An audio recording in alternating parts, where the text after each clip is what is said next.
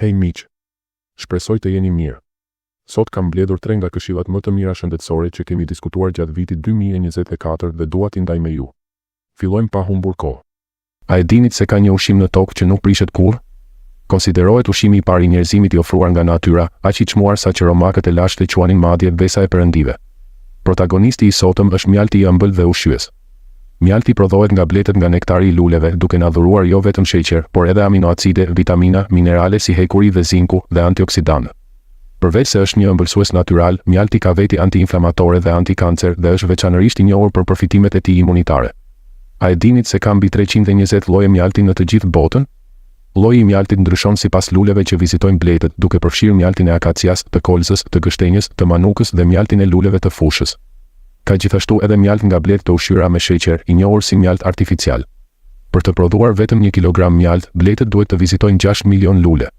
Prandaj duhet të jemi vërtet mirënjohës ndaj bletëve për këtë dhuratë të çmuar. Por edhe mjalti i dobishëm mund të jetë i dëmshëm për shëndetin nëse kombinohet me ushqime të caktuara. Pra, le të shohim cilat janë 3 kombinimet më të këqija për parandalimin e kancerit dhe demencës dhe 3 kombinimet më të mira. E para nga kombinimet më të këqija me mjaltin përbëhet nga ushqimet me bazë soje, si tofu dhe qumështi i sojës. Meqense se rreziqet e sheqerit janë të njohura mirë, shumë mendojnë se të gjitha ëmbëlsirat janë të dëmshme për shëndetin. Në të vërtetë, mjalti natyral, si sheqeri natyral, është plotësisht i ndryshëm nga sheqeri i rafinuar. Molekulat e sheqerit janë të mëdha dhe duhet të zbërthehen në molekula më të vogla të glukozës ose fruktozës gjatë tretjes përpara se të thithen nga trupi. Ky proces konsumon insulinën, kalciumin dhe vitaminat e pranishme në trupin tonë dhe rrit nivelet e sheqerit në gjarë. Por mjalti, pra dhurata e bletëve, është plotësisht i ndryshëm. Mjalti është tashmë i zbërthyer dhe i përpunuar nga bletët dhe përbëhet nga sheqerna të thjeshtë. Kur hahet mjalti, pra, ai thithet direkt nga trupi pa pasur nevojë të tretet, duke u bërë shpejt një burim energjie. Për këtë arsye, pas konsumit të mjaltit ndihet një ngarkesë e menjëhershme energjie dhe mirëqenie. Me njohjen progresive të përfitimeve të tij shëndetësore, tani ka shumë receta që përdorin mjaltin natyral. Në veçanti, shumë njerëz duan të shtojnë mjalt në qumësht soje dhe tofu për të përmirësuar shëndetin e tyre. Por prisni, kjo absolutisht nuk duhet bërë. Ushqimet me bazë soje, si qumështi i sojës, kanë një përmbajtje proteike dukshëm më të lartë se qumështi. Mjalti, përveç sheqerit, përmban acide organike. Acidet organike të mjaltit dhe proteinat e qumështit të sojës mund të reagojnë dhe të formojnë një precipitat kimik. Thënë thjesht, ato shndërrohen në një grumbull ose masë. Ky precipitat nuk thithet por nxirret nga trupi, duke e bërë të padobishëm kombinimin e pasur me proteinat të qumështit të sojës dhe mjaltit. Për më tepër, soja konsiderohet një ushqim i freskët që ndihmon në heqjen e nxehtësisë nga trupi, duke u përplasur me natyrën e ngrohtë të mjaltit që mbledh nxehtësinë brenda. Kur energjitë e ftohta dhe të nxehta takohen në stomak, ato mund të shkaktojnë probleme të tretjes. Për këtë arsye është më mirë të mos kombinohet mjalti me derivatet e sojës si tofu dhe qumështi i sojës. Atëherë, me çfarë duhet ta kombinojmë mjaltin? Ushqimi që rekomandoj të kombinohet me mjaltin është qumështi. Kjo sepse qumështi ka një përmbajtje më të ulët proteinash se qumështi i sojës, që do të thotë më pak ndërveprim me acidet organike dhe mjaltin. Për më tepër, sinergjia e përfitimeve shëndetësore është e jashtëzakonshme. Në ditët e sotme shumë njerëz vuajnë nga problemet e pagjumësisë. Një gjumë i mirë është shumë i rëndësishëm për shëndetin tonë dhe ky problem mund të zgjidhet me kombinimin qumështi ngrohtë dhe mjalt në mbrëmje. Qumështi përmban një aminoacid të quajtur triptofan. Ky aminoacid shndërrohet në trupin tonë në një substancë kimike, serotonina. Ndoshta e njihni serotoninën si hormonin e lumturisë. Është befasuese që jo vetëm lehtëson depresionin, por gjithashtu shtyp edhe hormonin e eksitimit, shkakun e pagjumësisë, duke ndihmuar kështu në një gjumë të thellë. Fatkeqësisht, pirja e qumështit vetëm nuk e lejon këtë aminoacid të absorbohet plotësisht nga trupi. Këtu hyn në lojë mjalti ynë i dashur. Mjalti jo vetëm që përmban triptofan, por lehtëson gjithashtu absorbimin e plotë të këtij aminoacidi në trupin tonë, duke i lejuar të aktivizohet menjëherë. Prandaj, krahasuar me qumështin e vetëm, shtimi i mjaltit jo vetëm që rrit ndjenjen e lumturisë dhe stabilitetit, por rrit gjithashtu shpejt përfitimet shëndetësore të gjumit. Kombinimi i dytë më i keq me mjaltin ka të bëjë me ushqime dhe pije të pasura me tanina, si çaji i zi, çaji i jeshil ose hurmat e papjekura. A keni provuar ndonjëherë një shije të hidhur pasi keni pirë për shumë kohë çaj të zi ose jeshil ose keni ngrënë një hurmë të papjekur? Kjo është për shkak të pranisë së taninave. Taninat i përkasin familjes së polifenoleve, janë antioksidantë të mrekullueshëm që ndihmojnë në eliminimin e radikaleve të lira në trupin tonë, në parandalimin e plakës qelizore dhe në pastrimin e enëve të gjakut dhe trupit nga mbetjet. Edhe pse çaji i zi, çaji i jeshil dhe hurmat e pasura me tanina janë të shkëlqyera për shëndetin, ato nuk duhet të konsumohen me mjalt. Veçanërisht nëse merren parasysh mineralet e pranishme në mjalt, përfshirë hekurin. Kur hekuri takohet me taninat, formon një përbërje të patretshme që parandalon thithjen e tij nga trupi. Kështu, edhe nëse konsumohet mjalti për qëllime shëndetësore, kombinimi i tij me këto ushqime të pasura me tanina mund të anulojë përfitimet e tyre ushqyese dhe ta bëjë tretjen më të vështirë. Është e nevojshme të konsumoni ato veçmas për të përfituar plotësisht nga të gjitha vetitë e tyre përkatëse ushqyese. A keni përgatitur ndonjëherë një çaj me mjalt me ujë të vluar? Kjo nuk është rruga e duhur për t'u ndjekur. Mjalti është i pasur me vitamina, aminoacide dhe enzima të dobishme, por problemi është se këto përbërës janë të ndjeshëm ndaj nxehtësisë. Nëse përdorni ujë shumë të nxehtë, mund të shkatërroni të gjithë këta lëndë ushqyese. Për të ruajtur përfitimet e mjaltit, përgatitni çajin tuaj me mjalt me ujë të vakët, idealisht midis 40-60 gradë, por jo të vluar. Në këtë mënyrë mund të shijoni të gjitha përfitimet shëndetësore që mjalti ka për të ofruar. Ushqimi i dytë që kombinohet në mënyrë të shkëlqyer me mjaltin është kanella. Zëvendësimi i çajit të zi ose jeshil me çaj me mjalt dhe kanellë mund ta transformojë atë në një eliksir të jashtëzakonshëm shëndetësor. A e dinit se mjalti është i dobishëm për sistemin imunitar? Mjalti përmban një sasi të konsiderueshme vitaminash dhe mineralesh që forcojnë mbrojtjet imunitare dhe mbrojnë trupin tonë nga ftojet dhe viruset e jashtme. Për më tepër, mjalti është i pasur me një substancë antibakteriale me origjinë natyrore të quajtur propolis. Ja për ju një test të thjeshtë, a jeni pyetur ndonjëherë pse bletët që jetojnë me mira në një zgjuar nuk infektohen nga viruset si insektet ose kafshët e tjera? Arsyeja qëndron në faktin se bletët mbulojnë hyrjen e zgjojt me një shtresë të trashtë të një substance që parandalon depërtimin e agjentëve patogjen. Kjo substancë është pikërisht propolisi. Në trupin ton, propolisi vepron si antibakterial, antiinflamator dhe mbi të gjitha si agjent antitumoral. Parandalon që qelizat kancerogjene të replikohen dhe ndahen duke frenuar rritjen e tyre dhe duke i çuar madje në vetëshkatërim. Për më tepër ul nivelet e kolesterolit në gjak dhe forcon zemrën dhe enët e gjakut, duke parandaluar kështu sëmundjet kardiovaskulare si arterioskleroza dhe hipertensioni. Por ja se si funksionon, kur mjalti kombinohet me kanellën, ndodh një mrekulli e vërtetë. Antioksidantët dhe kanella fuqizojnë efektet antiinflamatore të mjaltit dhe ulin nivelet e inflamacionit në enët e gjakut. Për më tepër, vetitë termike të mjaltit dhe kanellës nxisin qarkullimin e gjakut. Ky kombinim i jashtëzakonshëm është efektiv në trajtimin e duarve dhe këmbëve të ftohta, në lehtësimin e dhimbjeve të nyjeve dhe muskujve. Për më tepër, kur mjalti dhe kanella konsumohen së bashku, kanella ndihmon në uljen e niveleve të sheqerit në gjak, duke lejuar një marrje të shëndetshme të sheqernave. Mbani mend se çaji me kanellë dhe mjalt është çelësi për të shfrytëzuar këto përfitime. Ushqimi i tretë dhe i fundit që formon një kombinim të keq me mjaltin është qepa. Dikur turshit e qepëve dhe mjaltit ishin jashtëzakonisht popullore për përfitimet e tyre shëndetësore. Qepët, të njohura si pastruese të enëve të gjakut, do të dukeshin se ofronin një mënyrë për të përmirësuar kohëzgjatjen e tyre të ruajtjes duke shfrytëzuar në të njëjtën kohë përfitimet shëndetësore të mjaltit. Megjithatë, për surprizë, konsumi i qepëve dhe mjaltit së bashku nuk rekomandohet fort. Qepët përmbajnë një përbërës të paqëndrueshëm të quajtur sulfur alili që mund të shkaktojë formimin e gazrave në trup kur gëlltitet. Nëse konsumohet së bashku me mjaltin, ky kombinim mund të shkaktojë fryrje të fortë të barkut dhe indigestion kronik.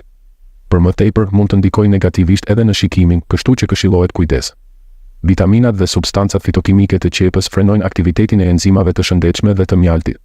Për këtë arsye rekomandohet të konsumohen mjalti dhe qepa veçmas për të shmangur këto ndërveprime të pafavorshme dhe për të siguruar që të përfitoni nga vetitë unike shëndetësore të secilit ushqim në vend të qepës.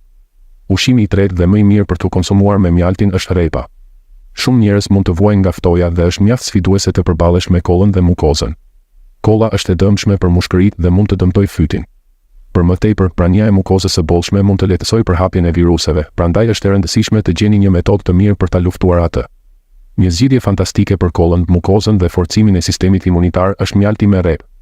A e dinit se repat në vjeshtë dhe dimër bëjnë shumë mirë, madje më shumë se disa ilaçe tradicionale? Kur bën më ftohtë, repat kanë një shije më të ëmbël dhe përmbajnë më shumë lëndë ushqyese. Konsumimi i këtyre repave të shëndetshme me mjalt i bën mushkëritë dhe fytin më të fortë dhe ndihmon në frymëmarrje më të mirë. Është një mënyrë fantastike për të lehtësuar kollën, gëlbazën dhe për të forcuar sistemin imunitar. Arsyeja pse repat kanë një shije pikante është se përmbajnë një substancë të quajtur sinigrin. Kjo substancë ndihmon në forcimin e fytit dhe në shkrirjen e gëlbazës. Repat janë gjithashtu të pasura me vitaminë C, shumë të rëndësishme për funksionimin e mirë të sistemit imunitar. Ngrënia e tyre me mjalt është një kombinim i shkëlqyer. Dextrometorfani i përmbajtur në mjalt ndihmon në ndalimin e kollës dhe qetësimin e fryrjes së fytit. Për më tepër, mjalti e zbut shijen pikante të repave dhe i bën vitaminat të funksionojnë më mirë. Prandaj është një ushqim me shije të këndshme dhe shumë i shëndetshëm për trupin tonë. Është e mundur të bashkoni repat dhe mjaltin dhe t'i lini të pushojnë për të marrë një lloj çaji ose lëngu. Ja një këshill e shpejtë, kur përgatisni një lëng me rep dhe mjalt, përdorni repën e plot me lëkurë dhe gjithçka tjetër. Kjo sepse lëkura përmban shumë vitaminë C dhe B. Grini repën, përfshirë lëkurën, derdhni mbi të një sasi të mirë mjalti dhe lëreni të pushojë për një javë. Kjo përgatitje është një mjet efektiv për të forcuar sistemin imunitar dhe për të çliruar përfundimisht nga kolla dhe gëlbaza. Deri tani kemi eksploruar 3 ushqime që formojnë kombinimet më të këqija me mjaltin dhe 3 që janë kombinimet më të mira. Le të bëjmë një përmbledhje të shkurtër përfundimtare. Së pari, shmangni konsumimin e mjaltit me ushqime me bazë soje si tofu dhe qumështi i sojës. Kombinojeni më mirë me qumësht. Mos e kombinoni mjaltin me ushqime të pasura me tanina si hurmat ose çaji i zi. Për të shfrytëzuar plotësisht përfitimet shëndetësore të mjaltit, është më mirë ta konsumoni me kanellë. Për më tepër, në vend që ta kombinoni mjaltin me qep, është më mirë ta konsumoni me repa. E ju, a hani shumë mjalt? Cili është lloji juaj i preferuar? Si e konsumoni? Na tregoni në komentet më poshtë. Nëse videoja e sotme ju ka qenë e dobishme, mos harroni të abonoheni dhe të lini një pëlqim dhe ta ndani me miqtë dhe familjen tuaj. Shpresoj që të kujdeseni për shëndetin tuaj duke zgjedhur me kujdes kombinimet më të mira ushqimore dhe ju falenderoj për kohën që kaluat me ne. Do të lutem gjithmonë për shëndetin dhe lumturinë tuaj. Mirupafshim herën tjetër. Përgjegjësia. Të gjitha informacionet e ofruara në këtë kanal YouTube në lidhje me shëndetin dhe mjetet shtëpiake janë vetëm për qëllime të përgjithshme informative dhe nuk duhet të konsiderohen si këshilla profesionale mjekësore. Këshillohet që shikuesit të konsultohen me një profesionist të kualifikuar shëndetësor para se të provojnë ndonjë ilaç ose trajtim të përmendur në këtë video. Pronari i kanalit dhe krijuesit nuk do të mbajnë përgjegjësi për ndonjë pasojë që rezulton nga përdorimi ose keqpërdorimi i informacionit të paraqitur. Këshillohet diskrecioni i shikuesve.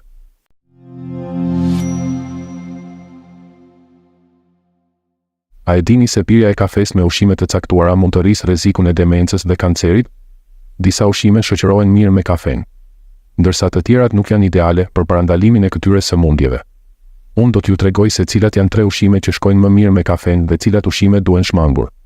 Para se të filloni, ju ftoj të pëlqeni videon dhe të abonoheni në këtë kanal. Është shumë e rëndësishme për ne. Faleminderit shumë. Pirja e kafes 2 ose 3 herë në ditë ka përfitime të shumta, jo vetëm që ndihmon në parandalimin e diabetit dhe demencës, por gjithashtu lufton sëmundjet kardiovaskulare dhe kancerin. Për më tepër, kafeina ju jep më shumë energji dhe energji në jetën e përditshme. Aroma intensive e kafes stimulon prodhimin e dopaminës, duke përmirësuar humorin dhe duke ndihmuar në luftimin e depresionit. Megjithatë, a e dini se ka ushqime që nuk duhen konsumuar me kafe?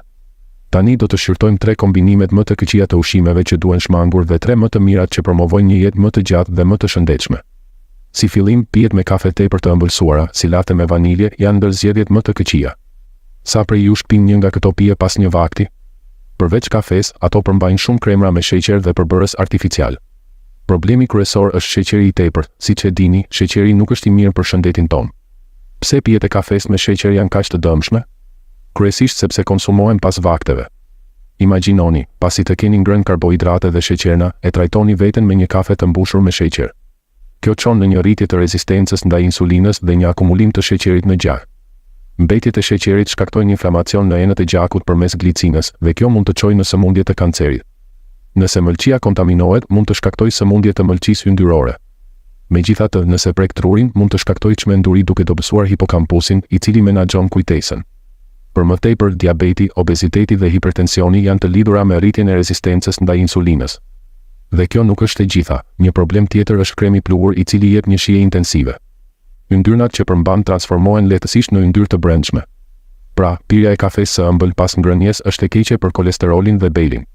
Cilën kafe të zgjidhni atëherë? Amerikane dhe ekspres, të bëra me kafe të sapo pjekura dhe pa sheqer, janë zgjidhja më e mirë. Këto kafe mund të zihen ose të filtrohen. Duke zgjedhur këtë lloj kafeje, përfitimet ruhen pa shtuar sheqer apo kalori nga pijet e ëmbla. 2 ose 3 filxhan kafe cilësore në ditë janë të mira për shëndetin tuaj. Nëse shtoni shurup në kafe, mbani mend se shurupi, i njohur gjithashtu si fruktozë e lëngshme ose shurup misri, është më pak i shëndetshëm se sheqeri dhe duhet shmangur. Pra, çfarë të shtoni në kafe? Një metodë efektive është përdorimi i kanellës, një nga 3 erëzat më të rëndësishme në botë për të rritur përfitimet e kafes. Një truk i lashtë shëndetësor meksikan është Café de Olla, ku përzjeni kafen me një shkop kanelle. Kafja është treguar të jetë shumë e shëndetshme për zemrën. Pirja e 3 filxhanve kafe në ditë ul rrezikun e goditjes në tru dhe sëmundjeve kardiovaskulare me 60%, sipas hulumtimeve të fundit. Pse ndodh kjo? Bollku i polifenoleve të pranishme në kafe, të cilat janë antioksidant, shpjegon arsyen. Kafeja përmban 3 herë më shumë polifenole se çaji i jeshil dhe 9 herë më shumë se çaji i zi. Këto komponime jo vetëm që ndihmojnë në pastrimin dhe forcimin e enëve të gjakut, por edhe reduktojnë inflamacionin. Ky është motivi i vërtetë. Një tjetër ushqim i pasur me këta antioksidant të jashtëzakonshëm të njohur si polifenole është kanella. Kombinimi i kanellës dhe kafes krijon një përzierje fantastike. E rëndësishme është se kanella dhe polifenolet nxisin zgjerimin e enëve të gjakut dhe ushimin e kyçeve. Përzierja e kafes dhe kanellës mund të përmirësojë qarkullimin e gjakut, pasi shumë njerëz përjetojnë mbirje dhe ëndje në duar dhe këmbët e tyre gjatë dimrit. Për të marrë raportin e duhur, mund të shtoni një shkop kanelle në kafe ose të përzjeni rreth gjysmë luge çaji kanellë të bluar. Provoni këtë përzierje, është vërtet fantastike. Drogërat janë kombinimi i dytë më i keq me kafen. Kjo vlen për të gjitha barnat dhe suplementet me recetë. Ka njerëz që mendojnë se një ilaç mund të funksionojë më shpejt sepse kafeina e kafes përshpejton metabolizmin, ose ndoshta ju pini kafe me suplemente pas ngrënies. Përveç se e bën ilaçin jo efektiv, kjo mund të shkaktojë probleme serioze shëndetësore. Pirja e një kafeje kur jeni të lodhur duhet t'ju ndihmojë të qëndroni zgjuar dhe të përqendroheni më mirë për një kohë të shkurtër, apo jo? Kjo ndodh sepse kafeja dhe kafeina stimulojnë qarkullimin e gjakut, duke ju ndihmuar të zgjoheni dhe të ndiheni energjik. Edhe pse është i mrekullueshëm më vete, përdorimi me ilaçe mund të jetë shumë e rrezikshme. Para se gjithash, vitaminat B, C dhe D dhe mineralet si hekuri gjenden në suplemente. Megjithatë, kafeina që gjendet në kafe mund të parandalojë hyrjen e këtyre përbërësve të dobishëm në stomak, duke i bërë ato jo efektive. Për më tepër, marrja e medikamenteve me kafe mund të shkaktojë probleme edhe më serioze. Kur merren me kafe, medikamentet e zakonshme si aspirina dhe barnat e stomakut mund të përkeqësojnë refluksin e acidit dhe të shkaktojnë acarim të rëndë. Mund të shfaqen komplikime serioze si spazma gastrike, perforacione dhe ulqera. Kafeina, e cila tashmë ka një efekt stimulues, mund të përshpejtojë rrahjet e zemrës dhe të rrisë presionin e gjakut, duke shkaktuar probleme të tilla si aritmia dhe hemorragji të trurit. Përveç kësaj, medikamentet tashmë stimuluese të ftojes dhe kollës mund të rrisin rrahjet e zemrës dhe të rrisin në mënyrë dramatike presionin e gjakut. Për më tepër, efekti diuretik i kafes mund të rëndojë veshkat tuaja nëse merrni medikamente për kushte të tilla si presioni i lartë i gjakut. Prandaj, është e domosdoshme të shmangni konsumimin e kafes së bashku me ilaçet dhe suplementet me recetë. Nuk duhet ta keni problem të përfitoni nga kafeja dhe mjekimi nëse prisni 1 ose 2 ditë mes njërës dhe tjetrës. Aktualisht, qumështi është ushqimi më i mirë për të shoqëruar me kafen që unë di. Unë imagjinoj se shumë prej jush pëlqejnë të bëjnë kafe latte ose cappuccino ose duke shtuar qumësht në kafe. Përveç se e bën kafen më të butë dhe më kremoze, duke reduktuar aciditetin dhe hidhërimin, qumështi gjithashtu rrit përfitimet shëndetësore të kafes. E keni vënë re që pasi keni pirë një kafe duhet të shkoni shpesh në tualet? Kjo është për shkak të efekteve diuretike të kafes dhe kafeinës, të cilat stimulojnë qarkullimin e gjakut dhe metabolizmin, duke përshpejtuar eliminimin e mbeturinave. Ndërsa kjo mund të ketë përfitime, ka gjithashtu një anë të rëndësishme negative. Kafeina mund të bëjë që trupi të nxjerrë kalcium. Për këtë arsye, kafeja quhet ndonjëherë hajduti i kalciumit. Për më tepër, kafeja në fakt mund të pengojë përthithjen e kalciumit. Pra, si mund ta zbusim këtë shqetësim? Konsumimi i kafes me qumësht, i cili është burimi i kalciumit. Sasia e duhur e kalciumit e pranishme në qumësht ju lejon të shijoni kafe pa probleme, edhe kur kafeina eliminon kalciumin. Për më tepër, shija acidike dhe e hidhur e kafes mund të stimulojë prodhimin e lëngjeve gastrike. Qumështi është një zgjedhje e shkëlqyer sepse neutralizon aciditetin dhe krijon një barierë mbrojtëse në stomak. Për më tepër, shtimi i proteinave në kafe përmirëson profilin e saj ushqyes, gjë që shpjegon pse qumështi dhe kafeja shkojnë kaq mirë së bashku. Mund t'ju habis të dini se çokolata është ushqimi i tretë më i keq për të konsumuar me kafe. Ka kafe të zbukuruara me shurup çokolate, si frapeja me çokoladë dhe ëmbëlsira me çokoladë që shërbehen me kafe amerikane. Disa njerëz madje përziejnë kafe dhe çokoladë të zezë për të humbur peshë. Prisni, a e dini pse thuhet se kafeja ju ndihmon të humbni peshë? E gjitha është për shkak të yndyrës kafe. Kur mendojmë për yndyrën, ne shpesh e lidhim atë me lloje të pashëndetshme që shkaktojnë shtim në peshë, të tilla si yndyra viscerale që çon në ruajtjen e lëndëve ushqyese të tepërta si yndyrë. Megjithatë, yndyra e shëndetshme kafe ndihmon në luftimin e obezitetit duke djegur yndyrën e pashëndetshme. Çuditërisht, kafeja dhe kafeina nxisin prodhimin e yndyrës kafe në trup, duke kontribuar kështu në humbjen e peshës. Përveç kësaj, kafeja rrit metabolizmin tuaj duke ju ndihmuar të digjni yndyrën. Por ka një problem, edhe nëse duket se përmirëson rezultatet e një diete, pirja e kafes me çokoladë të zezë mund të ketë efekte negative. Arsyeja është përmbajtja e kafeinës e pranishme si në çokoladë ashtu edhe në kafe. Prandaj, nëse pini kafe dhe çokoladë së bashku, rrezikoni të konsumoni shumë kafeinë. Shoqata Amerikane e Zemrës paralajmëron për efekte anësore serioze nga konsumimi i tepërt i kafes, të cilat mund të përkeqësojnë aritmi.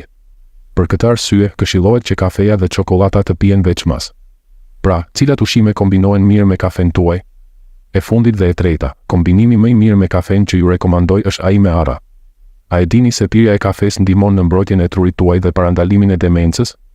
Po, është e vërtet, 2 ose 3 filxhan kafe në ditë përmbajnë mjaft kafeinë për të parandaluar prodhimin e proteinave tau, të cilat lidhen me demencën. Përveç kësaj, antioksidantët në kafe mbrojnë dhe mbështesin rigjenerimin e qelizave nervore në tru. Kjo do të thotë se kafeja është e mrekullueshme për parandalimin e demencës, sëmundjes së Alzheimerit dhe sëmundjes së Parkinsonit, si dhe për përmirësimin e funksionit njohës dhe kujtesës. Dhe gjërat thjesht përmirësohen kur kombinoni kafen me fruta të thata, krijon një sinergji të mahnitshme. A e dini se 20% e energjisë së trupit ton përdoret nga truri? Kjo është arsyeja pse është kaq e rëndësishme të sigurojmë trurit ton ushqimin e duhur. Frutat e thata, të pasura me acide yndyrore të pangopura që stimulojnë qelizat e trurit, gjenden tek tikirikët, arat dhe bajamet dhe janë gjithashtu të ngarkuara me lëndë ushqyese të tjera. Kjo jo vetëm që përmirëson kujtesën, por gjithashtu ndihmon në pastrimin e depozitave yndyrore në arterie. Rritja e qarkullimit të gjakut i siguron trurit më shumë oksigjen. Herën tjetër mos harroni të sillni një grusht bajame ose arash për t'i shijuar me kafen tuaj. Përveç kësaj, ajo përmirëson shëndetin dhe jep një aromë të shijshme arat. Ne kemi analizuar tashmë 3 mënyrat më të këqija dhe 3 mënyrat më të mira për të kombinuar ushqimin me kafen. Pas kësaj është koha për të bërë një bilanc. Zgjidhni kafe të cilësisë së lartë të filtruar ose të pashtypur në vend të përzierjeve me sheqer. Për një prekje ushqyese, shtoni pak arëmyshk ose kanellë. Gjithashtu, pini kafen tuaj me qumësht në vend të vitaminave ose medikamenteve me recetë. Nëse dëshironi të përmirësoni shëndetin e trurit, zgjidhni kafe me bajame në vend të çokoladës. Po juve pëlqen kafeja? Me çfarë e kombinoni? Sa filxhan pini në ditë? E preferoni atë të bërë me moka apo e pini atë nga ekspresi i klubit? Na tregoni në komentet më poshtë.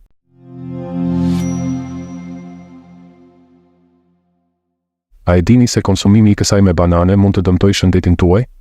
Edhe pse bananet janë një superushqim për shëndetin ton, ka disa ushqime që shoqërohen mirë me to dhe të tjera jo. Edhe pse bananet janë kaq të shijshme, është mirë t'i ham me kujdes për mirëqenien e trupit ton.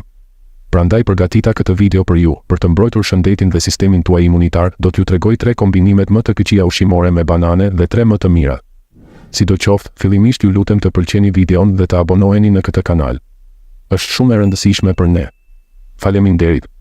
Kur mendoni për një vakë zëvendësues për shembull në mëngjes ose një rostiçeri të konsiderueshme, ka gjithmonë një frut që ju vjen menjëherë në mendje. Dikur ishte një frut kaq i çmuar që vetëm të pasurit mund ta përballonin, por sot është në dorën e të gjithëve dhe mund të shijohet me bollë. Protagonisti i sotëm është banania. Kur hiqni lëkurën e verdhë, ju zbuloni një tul kremoz, të ëmbël dhe të butë. Jo vetëm që është e shijshme, por është edhe një kurë e vërtet me përfitime të shumta shëndetësore. Bananet janë në fakt të shkëlqyera për të mbrojtur indet tona dhe për të forcuar mbrojtjen tonë imune. Disa njerëzve u pëlqen ta hanë ashtu siç është, ndërsa të tjerë përgatisin si patate të skuqura bananeje duke i tharë ose duke i shtuar në smoothie së bashku me fruta ose perime të tjera. Bananet piqen nga jeshile në të verdhë dhe nga e verdha në të zezë dhe ndërsa piqen, përfitimet e tyre shëndetësore ndryshojnë ndjeshëm, duke e bërë atë një ushqim shumë interesant. Edhe pse bananet janë kaq të shëndetshme. Ka ushqime që mund të dëmtojnë shëndetin tuaj nëse i hani me këto ushqime. Tani le të eksplorojmë 3 kombinimet më të këqija me bananet dhe 3 kombinimet më të mira që forcojnë sistemin imunitar, së bashku me recetat përkatëse. Së pari, kombinimi më i keq i ushqimit me bananen është qumështi. Uhabitët? Duke qenë se bananet janë ngopse, disa njerëz i konsumojnë ato si zëvendësues të mëngjesit në mëngjes ose i përziejnë me qumësht. Megjithatë, bananet dhe qumështi, të cilat mund të duken si një ndeshje perfekte, nuk përfaqësojnë një kombinim të mirë për shëndetin tonë. Por prisni, së pari një gjë, a nuk mendon dikush se sheqeri që përmbahet në banane është i keq për shëndetin tuaj? Më lejoni ta sqaroj këtë pikë për ju. Bananet janë të pasura me fibra dietike të cilat ndihmojnë në rregullimin e sheqerit në gjak dhe gjithashtu janë të pajisura me minerale dhe vitamina të cilat parandalojnë shfaqjen e sëmundjeve të shumta. Në veçanti, në varësi të gjendjes së pjekurisë, bananet kanë përfitime të ndryshme shëndetësore që i bëjnë ato fruta të jashtëzakonshme. Bananet e gjelbra dhe për këtë arsye të papjekura kanë niseshte rezistente që janë 20 herë më të larta se ato të bananeve të verdha dhe të pjekura. Indeksi i tyre glicemik është shumë i ulët, gjë që i bën ata të shkëlqyera për rregullimin e sheqerit në gjak. Bananet jeshile janë gjithashtu të pasura me prebiotik të cilët veprojnë si ushqim për probiotikët e zorëve, duke promovuar shëndetin e sistemit tretës.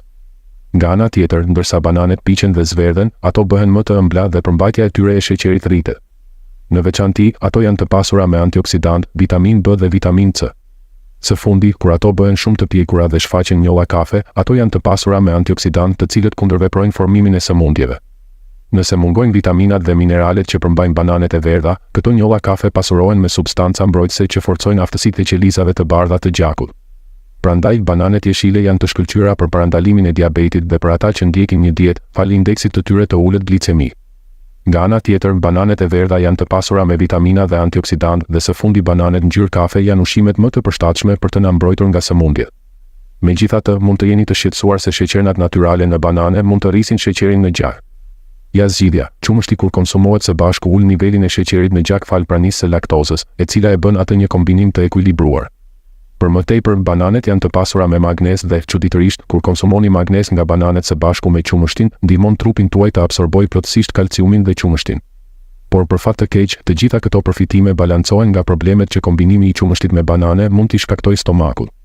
Me kalimin e moshës, por jo vetëm, stomaku dhe zorët ndonjëherë dobësohen dhe shumë vuajnë nga refluksi, duke rezultuar në rishfaqjen e ushqimit.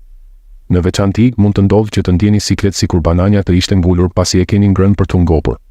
Ka një shpjegim për këtë fenomen. Fibrat të bollshme dietike që përmbahen në banane janë të patreqme, prandaj ato nuk treten mirë dhe qëndrojnë në stomak për një kohë të gjatë. Nëse konsumohet edhe qumësht, problemi është edhe më i madh. Acidet organike dhe sheqeri në banane kombinohen me kalciumin dhe proteinat e bollshme në qumësht, duke formuar grumbuj dhe duke e bërë tretjen edhe më të ngadaltë. Në këtë proces, fermentimi i tepërt ndodh në stomak, i cili e sforcon stomakun dhe zorët, duke shkaktuar lodhje dhe letargji. Me kalimin e kohës mund të çojë në sëmundje kronike si gastriti dhe ezofagit refluks. Prandaj, mos konsumoni kurrë banane dhe qumësht së bashku, por zgjidhni kombinime të ushqimeve më të tretshme. Pra, çfarë është më mirë për të ngrënë me banane? Ushqimi i parë që rekomandoj ta kombinoni me banane janë thekonet e tërshërës. Në vend që të konsumoni banane dhe qumësht me stomakun bosh në mëngjes, mund të hani thekon tërshër ose qull tërshër së bashku me banane. Fibra dietike në tërshër është shumë më e dobishme për shëndetin e zorëve, kështu që është ndeshja e përsosur. Prit, a është ndonjë prej jush i hutuar sepse mendon se duke qenë se si bananet ashtu edhe bollguri përmbajnë shumë fibra, atëherë kombinimi duhet shmangur? Po, edhe bananet edhe tërshëra janë të pasura me fibra dietike, por janë lloje krejtësisht të ndryshme. Një banane përmban rreth 3 gram fibra dhe shumica e tyre janë fibra të patreqme, të cilat kryesisht kontribuojnë në rritjen e vëllimit dhe peshës së jashtëqitjes. Për këtë arsye, ngrënia e shpeshtë e bananeve mund të çojë në kapsullë. Prandaj, për shëndetin e zorëve, ne duhet të favorizojmë fibrat e tretshme që thithin mirë ujin. Këtu hyjnë tërshëra dhe tërshëra e mbështjellë. Tërshëra përmban mbi 50% fibra të tretshme. Prandaj, nëse e konsumoni së bashku me banane, mund të balanconi në mënyrë të përsosur marrjen e fibrave. Për më tepër, pektina dhe bananet ndihmojnë në uljen e niveleve të kolesterolit në enët e gjakut. Kjo detoksifikon trupin dhe eliminon metalet e rënda. Ja një këshill për ju, për të arritur këtë rezultat detoksifikues, duhet të konsumoni banane jeshile të papjekura dhe nisë shtenë rezistente që përmban bananet jeshile. Përveç kësaj, tërshëra përmban insulinë natyrale dhe beta-glukan, të cilat ndihmojnë në rregullimin e niveleve të sheqerit në gjak. Së dyti, kombinimi më i keq i ushqimit me bananet janë patatet e ëmbla. Pavarësisht se konsiderohen si zëvendësues të shkëlqyer të vakteve dhe ushqimeve dietike, bananet dhe patatet e ëmbla çuditërisht nuk shkojnë mirë bashkë. Ndërsa shumë fibra dietike mund të sforcojë tretjen, ekziston një problem më serioz për t'u trajtuar. Ky problem përfaqësohet nga kaliumi. Disa mund të pyesin, a nuk është kaliumi një mineral i dobishëm për shëndetin? Po, kaliumi është një mineral thelbësor për trupin tonë. Është veçanërisht i rëndësishëm për shëndetin e qelizave dhe rregullon funksionet kardiake dhe muskulare, duke siguruar energji për trupin tonë. Për më tepër, kaliumi ndihmon në eliminimin e natriumit nga trupi ynë, duke stabilizuar kështu presionin e gjakut dhe duke parandaluar sëmundjet kardiovaskulare si hipertensioni, hiperlipidemia dhe ateroskleroza. Megjithatë, keni kujdes këtu. Ky element i dobishëm mund të përfaqësojë një problem të konsiderueshëm për ata me funksion të dobët të veshkave. Nëse kaliumi nuk ekskretohet siç duhet nga veshkat, mund të dobësojë muskujt dhe madje të shkaktojë rrahje të çrregullta të zemrës. Problemi qëndron në faktin se si bananet ashtu edhe patatet e ëmbla janë të pasura me kalium. Konsumimi i tyre së bashku mund të çojë në marrjen e tepërt të kaliumit, duke rritur rrezikun e hiperkalemisë. Kujtojmë se hiperkalemia në fushën mjekësore do të thotë tepritje e kaliumit në gjakun e organizmit. Për këtë arsye, në vend që ti konsumoni së bashku, është më mirë ti konsumoni veç mas për të përfituar nga vetit ushqyese të çdo ushqimi pa rrezikuar mbi ngarkesë me kalium. Së dyti, ushqimi më i mirë për të shoqëruar me banane janë frutat e thata. Në ditët e sotme shumë njerëz vuajnë nga pagjumësia dhe stresi. Një mendje e relaksuar çon në një trup po aq të ekuilibruar, kështu që reduktimi i stresit dhe gjumi i qetë janë çelësi për shëndetin tonë. Ngrënia e bananeve me ara është zgjidhja perfekte. Arat përmbajnë acide yndyrore të pangopura dhe omega-3, por mbi të gjitha janë të pasura me triptofan. Ky triptofan konvertohet në tru në serotonin. Banania është e pasur me vitamin B6, kështu që kur konsumoni ara dhe banane së bashku, depresioni dhe pagjumësia reduktohen ndjeshëm. Për më tepër, magnezi në banane ka efekte të dobishme në relaksimin e muskujve. Për këtë arsye, konsumimi i një bananeje në mbrëmje mund të përmirësojë më tej cilësinë e gjumit. Për më tepër, kaliumi në banane ndihmon të mbajë të qëndrueshme rrahjet e zemrës dhe balancon nivelet e lëngjeve në trup, gjë që është e dobishme për ruajtjen e një metabolizmi të ekuilibruar dhe reduktimin e stresit. Si kombinimin e fundit të tretë më të keq të ushqimit me bananet kemi lakrën. Shumë njerëz konsumojnë rregullisht banane dhe lakër pasi mendojnë se ky është kombinimi më i mirë i ushqimeve kundër sëmundjeve. Siç u përmend më lart, kur bananet bëhen shumë të pjekura, ato zhvillojnë njolla kafe të pasura me antioksidantë. Në këtë gjendje arritet përmbajtja e sheqerit, por mbi të gjitha nivelet e polifenoleve që forcojnë imunitetin janë në maksimum. Për këtë arsye, bananet plotësisht të pjekura konsiderohen si mbrojtëse kundër sëmundjeve. Sipas Institutit Kombëtar të Kërkimit të Kancerit në Japoni, bananet me njolla kanë një efekt të dukshëm në krijimin e qelizave imune dhe përmirësojnë funksionin e qelizave të bardha të gjakut me 8 herë në krahasim me bananet jeshile të papjekura. Kur konsumoni lakër, e cila konsiderohet në krye të perimeve jeshile fal përmbajtjes së saj të lartë të klorofilit dhe vitaminës Y, ju jeni duke ngrënë vërtet një superushqim. Së bashku me bananet, teorikisht efektet mbrojtëse për shëndetin rriten në mënyrë sinergjike. Për fat të keq, megjithatë, kur hani lakër dhe banane së bashku, trupi juaj konsumon shumë vitamin B6. Prandaj, a duhet të heqim dorë nga këto duke shmangur konsumimin e tyre fare? Në fakt jo, ka një zgjidhje të synuar, duke marrë lakër dhe banane së bashku me një tjetër ushqim shtesë, gjithçka shkon për mirë. Së fundi, sugjerimi i fundit, i tretë për ushqimin më të mirë për t'u kombinuar me bananet janë vezët. Vezët janë të pasura me shumë lëndë ushqyese, në veçanti ato janë të pasura me vitamin B6. Kur konsumohen me banane dhe lakër, vezët mund të shmangin çdo humbje të lëndëve ushqyese dhe të sigurojnë sinergji maksimale. Për më tepër, vitamina B6, e quajtur vitamina e trurit, luan një rol vendimtar në furnizimin me glukozë, burimi i energjisë i sistemit tonë të trurit.